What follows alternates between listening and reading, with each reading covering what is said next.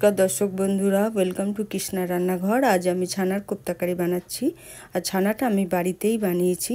তার মধ্যে একটা বড় সাইজে পেঁয়াজ ছোটো করে কেটে দিলাম, স্বাদ মতো লবণ, চিনি দিলাম, লঙ্কার গুঁড়ো দিলাম, 1 চামচ বেসন, 1 চামচ কর্নফ্লাওয়ার দিয়ে ছানাটাকে খুব ভালো করে মেখে নেব।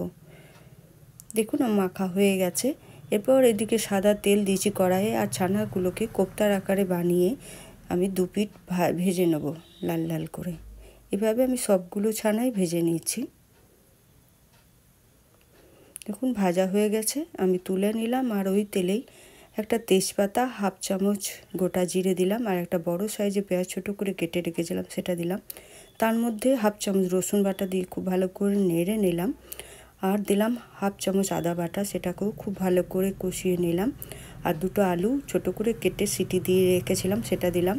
ওপর থেকে টমেটো দিলাম একটা, স্বাদ মতো লবণ, চিনি দিলাম, লঙ্কার গুঁড়ো, হলুদ গুঁড়ো, জিরে গুঁড়ো, আর দিলাম ধনে গুঁড়ো দিয়ে আলুটাকে খুব ভালো করে কষিয়ে নিলাম মশলার সাথে।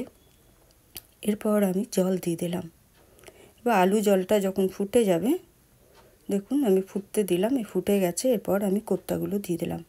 কোপ্তাগুলো দিয়ে বেশ কিছুক্ষণ যখন ফুটে এলো, প্রায় হয়ে এসছে, তখন আমি দিয়ে দিলাম গরম মশলা গুঁড়ো আর একটু ঘি। রেসিপিটা কেমন লেগেছে অবশ্যই জানাবেন।